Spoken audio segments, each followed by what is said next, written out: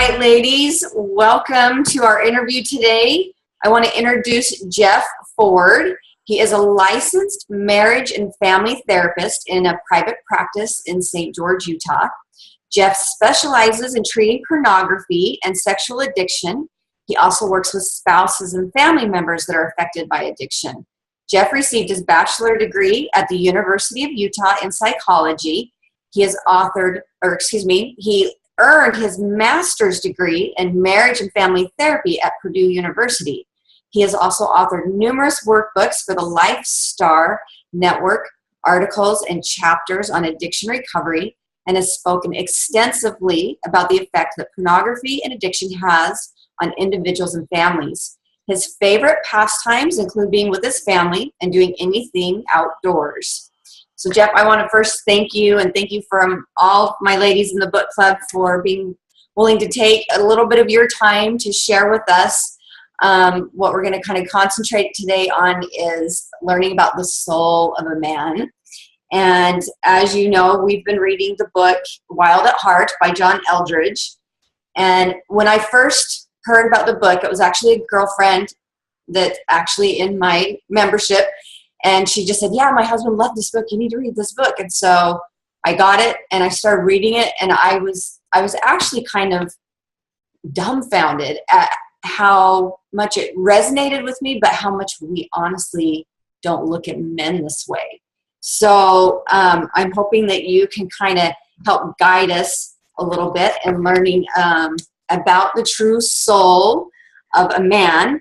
So first of all, do you want to say anything to these ladies, anything about yourself that we should know about before I move right into the meat and potatoes? Yeah, is it okay if I kind of make a little bit of an announcement? Yes. Okay, let me grab something so it'll help me make it. So I sit on the board of Utah Coalition Against Pornography, and we work with the LDS Church a lot, and with the 12 and the First Presidency. And we've been doing conferences for over 10 years in Salt Lake, and we've had 3 down here in St. George. And I have kind of a fun announcement. On October 28th, this is like, I'm still kind of making this and working with my graphic designer, but so it's got all my scribbles on it. But on October 28th, Elder Holland will be the main speaker. Oh my word, are you serious? So the Dixie Center only seats like 1,200 people. And so if you want to go, you better get your tickets quick. So the tickets are already up for sale then? The tickets are already available? We can get those? Where do you get them? They will be available soon on utahcoalition.org. Okay. And is there a charge for them? There'll be, I don't know what they're going to charge, like $5 to $15. We're still deciding on how that's going to go. Basically, it's just to cover the expense of the conference center. Yeah. Okay, so that's awesome. A fun little announcement that not a lot of people know about. Yeah, that is awesome. Thank you. I feel privileged that my gals are going to get some firsthand information there. That's awesome. Well, thank you. Thank you for sharing that. I've heard about that conference before, and unfortunately, every time it's been here, I haven't been able to attend. We've been out of town or something, and I would love to make it to this one for sure. That's awesome. Okay, so in John Eldredge's book, Wild at Heart, this book talks about men being connected to their masculinity, but that somehow society at large can't make up its mind about men. And having spent the last many, many years redefining masculinity into something more safe, manageable, and really actually kind of trying to feminize them. With your work with men, how have you seen the negative effects of this? How have you seen it play out into the lives of men? The world taking away, changing that masculinity part of men. Well, the first thing that I see in this kind of the world's attempt to redefine masculinity, one of the primary ways they have done that is by convincing women and men, especially men, that men are somehow not emotional. And that is like the biggest myth. anybody who goes to a football game can see a lot of emotional men. Men have emotions, and they experience those emotions just like women do, but it just doesn't look the same. Women experience emotions, connected, talking, and men do as well, but it's not as intense. But men experience emotions on a dynamic where they're doing something for someone or with someone. And so the reason I see so much of the problems that belief creates in my work is because if you teach someone basically, or they have this belief that they don't have emotions, then they actually don't learn how to deal with what they're feeling, and they become extremely susceptible to addiction, and particularly pornography addiction. And we have a lot of men who have no idea how to handle what's going on inside of them because they don't believe that they should. And so, because that's what the world kind of teaches, is that men don't have emotions, women are just emotional, over-emotional or whatever. And one of the first things that I have to help men do is just to recognize that, yes, they do feel, and it's actually okay for them. It doesn't make them less of a man to be able to express those things and experience those emotions. Yeah, it's true. We talk about that all the time. Men aren't emotional. They're not connected to their emotions. So I'm glad you shared that with us and kind of let us know it's there. And that's something I teach women when I work with them. Men and women speak totally two different languages. 100%. Do you agree with that?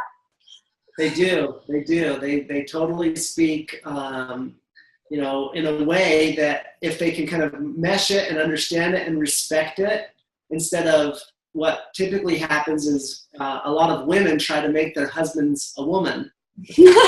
Yes. And a lot of women become threatened. They feel like their husband doesn't love them because they don't express the emotions the same way like a woman would.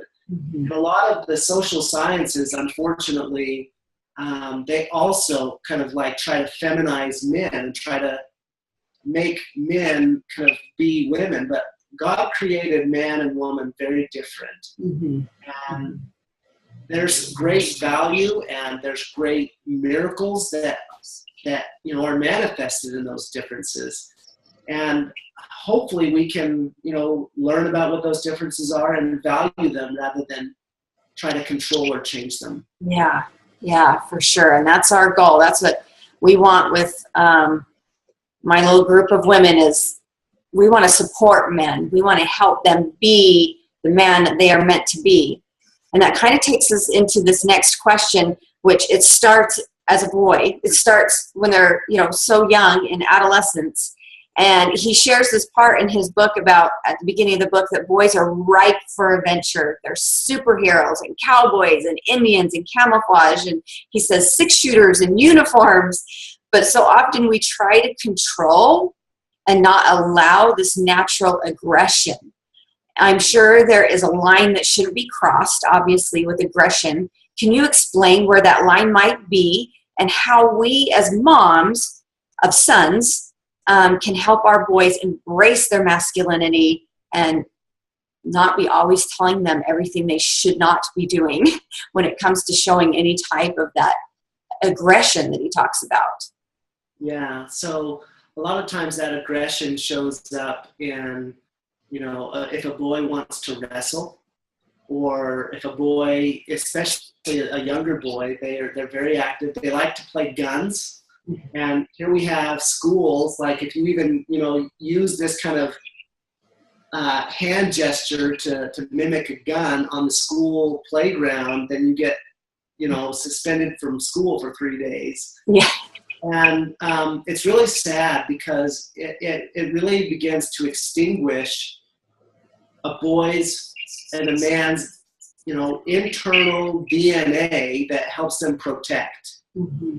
Everything about a boy when they're trying to play guns or fight or something, it's cultivating their need and their their desire to protect people. And it's totally being extinguished in schools, and sometimes even, you know, mothers they don't do that. They're not protectors, and they are in a different way, but physically using their body, they aren't. And so when they see their son do that, a lot of times mothers can, you know, become fearful of, oh my goodness, my son shouldn't be doing that. He's going to get in trouble. So they do the same thing. They extinguish it. And I have a lot of friends who are football coaches, and they're seeing the effect of this in their football teams. Really? Yes. It's so interesting, Trina, what they're sharing with me. And this is like, I'm friends with probably 4 out of 5 of the local high schools down here in southern Utah. And the head coaches all shared the same thing independently. And they're just like, Jeff, all these young men have no killer instinct. They can't be aggressive. He's like, you know, they're just noticing that, you know, typically a football coach has to kind of tone the aggression down.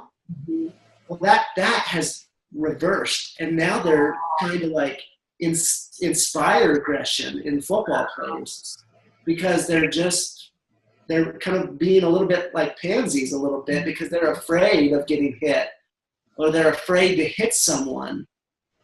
And that's a natural result of our misunderstanding of men, and how men do need to kind of have like a very strong outlet for how they feel, and it comes out in those type of ways.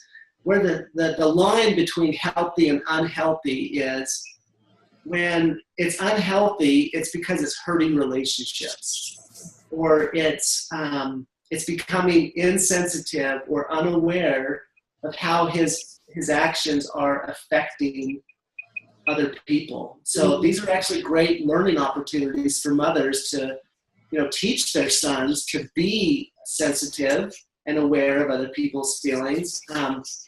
What's unhealthy is if you let your son, you know, go be really physically or aggressive on for instance, I just worked with a mom last week, and her son was involved in a sport that another boy had just thrown a ball at his face and broke his nose. He had to, you know, it was really painful for this boy. And this boy's parents, they're like, oh, too bad, like it's part of the sport. And this was a missed opportunity for that boy's parents to teach their boy, wow, like you went over the line. If you break someone's nose that has to be surgically repaired, like, and he wasn't looking when you were throwing the ball, like you're not being aware of how other people are feeling or might feel with your actions. And so that's where parents can really help boys develop sensitivity and awareness. Yeah. That's kind of like the red line between healthy and unhealthy. It's totally healthy for boys to be aggressive on a field, but if they hurt someone, then that's when you kind of like, you know, you see at football games, if someone gets hurt, what do all the football players do? They take a knee. Out of respect and honoring that person that's hurt, and recognition, like someone obviously took it too far. Maybe they didn't, maybe it was just an accident, but in either case, they're being sensitive to another person's feelings. And that's the biggest thing that parents need to do to help their boys develop a healthy sense of, you know, being able to be confident about themselves, but also be sensitive and aware of other people's feelings at the same time. Yeah, I can totally see that. That's, I think that's so valuable because I see it. I watch it with moms. I watch it with, you know, I grew up in a family that hunts. So guns have always been around me. That's not been something that I've ever been like, oh, you shouldn't play with that. You shouldn't do that. Obviously there's, you know, guidelines that I make them follow or whatever, but I know people that are like, oh, my son I would never let him touch a gun, you know? And I just think, like you said, we have to have that healthy balance there and letting them have that opportunity to be that protector.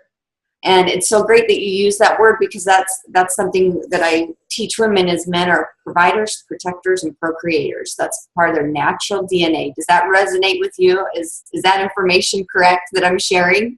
It is. And here's the funny thing. Obviously, I work with hundreds of couples that are struggling with pornography addiction. And the number one reason that men keep secrets is because they think they're protecting their wife. Or if it's a young man keeping secrets from their mother, they think they're protecting their mother. And so the adversary kind of takes advantage of their internal DNA, like their divine DNA of wanting to be protectors, and convinces them that, the best way to protect that woman is to keep her in the dark. And I always kind of teach the truth. Like, the truth is, people actually feel more safe when they're in the light, not in the dark. Because when you're in the dark, you can't see anything. Yeah. As guys realize that, they just oh my goodness, they thought that they were protecting, but they weren't. And they have to learn to protect in a healthier way that works for relationships. Yeah, for sure. Awesome. Okay, so the author mentions in the book that we have an unreasonable expectations for our sons, and that the current education system is set up expecting boys to conform to behavior that isn't natural for them. He mentions that we over-medicate and diagnose with ADHD and ADD because boys are unable to sit still at school. I have 4 sons. This so resonated with me. And a few of my sons, and they don't sit still. They don't sit still. So what is your advice to mothers on how to handle boys who are active and adventurous? How can we encourage them to embrace their adventure side, but help them perform well in a controlled environment like school? Do you have any suggestions on that? First of all, recognize this truth. As a mother, you are entitled to understanding and knowing what's best for your child more so than anybody. You're the expert. There are going to be times when there's professionals like a therapist or a school teacher that they give you professional advice, but it's not expert advice. As a parent, you're the expert.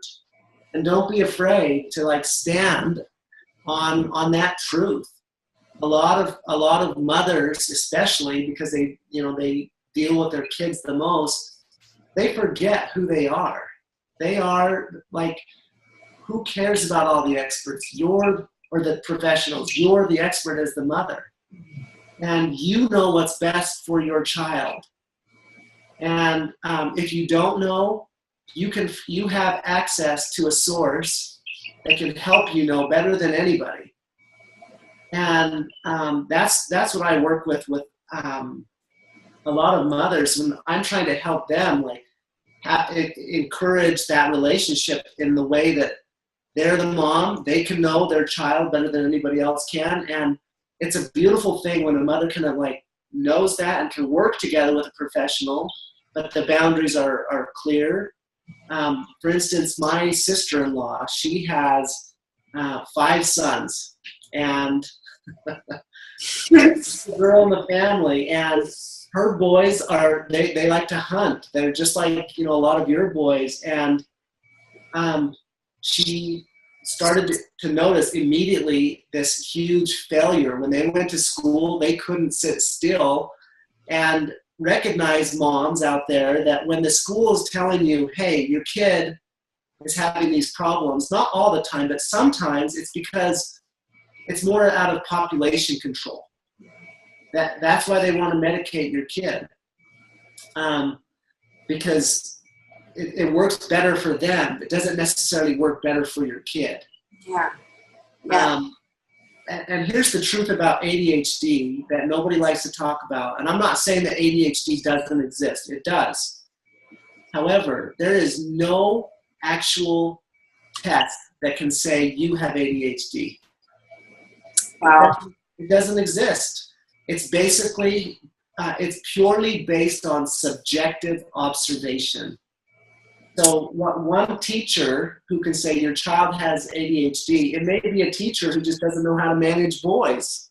Yeah, totally. It could be coming from one teacher that actually does know how to manage boys would never see ADHD. She would just be saying, your boy's just a boy. Yeah. Really threatened by it. But the misunderstanding of what boys are and so forth, and parents that kind of like subjugate their expertise as parents to a professional teacher so their kid can like follow the rules of population control at school. And then the kid gets medicated and it dampens their spirit. It's so sad. Yeah. I mean, I actually got a little bit of teary-eyed when you talked about that women or the moms need to recognize that they're the experts. Because so often as moms, we go in and we speak with who we think is the expert, which is the teacher, like you said, the professionals, and that we just need to listen to them and that our gut must be wrong. And I mean, I've been in many of those situations where I've had a child that's, misbehaved in a class or whatever, been contacted by a teacher. I go in and they're just saying all of these things that in my mind are not resonating with who I know my child is. And it's so empowering to hear that from you, to be able to share with these moms that no one knows better than you. And it took me a little bit before I finally was like, I've got 5 kids. I know my kids at home, to where I actually fought back a few times with some teachers. I'm like, I don't agree with what you're saying. I don't agree. But I always wondered if I did the right thing. So you saying that kind of validated that is the right thing. It is the right thing. And who is going to stick up and be the advocate for your sons or daughters if you don't? I love what you're saying, Trina. Something that I see in kind of a societal trend, and as I say this, you'll immediately begin to recognize it as well, is that there is definitely an agenda to supplant parents as the experts of their kids. There are so many messages out there that are telling mothers and fathers that we know what's best for your child more than you as a mother and father do. Mm-hmm. And I just want all the moms out there, what is best for your kids. And if you don't know, that's okay. That's part of parenting. You actually have the ability to know more closely than anybody else. And simply because you're around your child more than anybody else, that makes you an expert. And in order to be an expert at something, the boundary is this. You have to have 10,000 hours of working with someone. And that makes moms and dads the best experts on their kids, easily. For sure. An expert. Like, as good as a therapist may be, or as much time as a school teacher spends with a kid, it doesn't even come close to 10,000 hours. Yeah, that's so true. Experts, and they need to stand on that truth. That is so true. I love that. Can I share one example of how? Yes, please. With Yes. Boys. So what I'm about to share, it may be a little bit, you may kind of scratch your head at first, especially coming from a therapist, that a lot of people think, good therapy is like good,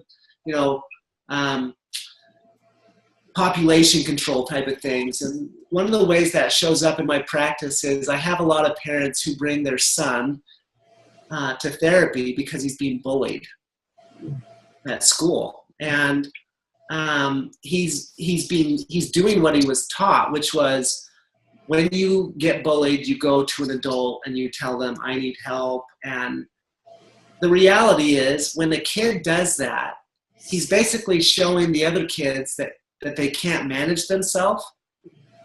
And it's basically saying, keep bullying me because I don't know how to protect myself. And some kids can't protect themselves. They don't know yet. So they do need an adult. But most kids can. The reason teachers say, like, go tell an adult is because they're protecting themselves from litigation. It's population control. Nobody likes to admit that, but it's true. And when I have a parent that brings their child to me, I actually sit down with their parent first, and I say, look, like, I want you to understand a little bit about what kind of therapy I would do with your child before we do therapy. I want to make sure it's congruent with what you guys think. Because if your child is being hit, what I'm actually going to teach him to do is to protect himself. It's never right to hit first, but I will teach your child, like, it's actually okay if someone hits you to hit them back, out of defending yourself. And I'm never, and that's one of the things that John Eldridge talks about, is like, we're extinguishing boys' desire to protect. And that's one of the ways that it happens, is we teach them, don't defend yourself, don't defend others. I'm actually going to, what I tell parents that have a kid that's being bullied, I say, look, I'm going to actually teach your child how to manage themselves in these kind of situations so that they don't happen anymore. And it actually works really well. So I'm not going to be along the, population control lines. And it helps them. It helps the kid have confidence. And it shows the other kids that they can't, do that. And I love it because I get to show a clip of Little House on the Prairie. Hopefully there's other people that remember that. Yes. Hopefully a lot of us watched it as kids. And I love that show because it shows what you do with a bully. How many times can you remember episode after episode of a kid being bullied at the schoolyard, and the other kids stand up and help them, and that's how they dealt with bullies. Totally. The way we're kind of trying to deal with bullies today is like that adults do it. We're disempowering our kids, and in some cases, adults have to get involved. I'm not being rigid here. I am being, especially with the boys, and this is what John talks about. Teach them to protect, facilitate, cultivate their desire to protect themselves and other people. Yeah, totally. I love that. I love that so much. Thank you for highlighting that, so that we as moms, I mean, a lot of the ladies in my group have young kids, young boys. This is going to be vital for them to be able to know it's okay if your kids fight back. And that's interesting that you say that, because often my husband, if one of our sons ever had an issue with bullying, which several of them have, he was all about fighting back. He's like, if he touches you first, you better be fighting back. You better be letting him know, he can't, be treating you that way. And so for my husband, obviously he has that natural aggression in him that he's been allowed to express. And I've been so grateful to have that for my sons. I can remember a situation where one of my sons was being bullied, and my other son heard about it. They were in school together, and my son Braxton, he's not a big kid, but that child is so strong. And this guy I don't even know how much bigger he was than Braxton. I mean, he was for sure a foot taller than Braxton. Braxton went up and grabbed him and threw him up against the lockers, and like, if you don't leave him alone. And then they went and did go, my other son went and reported it, saying this is what's happened, this is what he's doing. And but I was so proud of him. I was so proud of him for, sticking up for his brother, number one, and for fighting these bullies back. Got to fight back some way. So I love what you're saying, because when a parent allows, especially a boy, to protect, and you support that, you're actually showing confidence, and confidence breeds confidence. And that's what we call healthy development. When we're telling a kid, go and talk to an adult, we're actually saying, I don't have confidence that you can handle this yourself. So then we have kids that are being raised that they don't have confidence. Yeah. And so that, to me, that's damaging their development more than it's helping them. Mm-hmm. And so moms out there, if you have a kid that's being bullied or something, it's okay to teach them to defend themselves. And in some cases, you have to step in there and help a little bit. I had one parent sign their kid up for jiu-jitsu. And it wasn't... Empowered him. Yes, empower that child and give him confidence. And so you can do that, Mom. Like, just because it may make the school mad because it doesn't fit their population control standards. But do what's best for your kid, not what's best for the school. Yeah, I love that. And that actually leads right into this next question.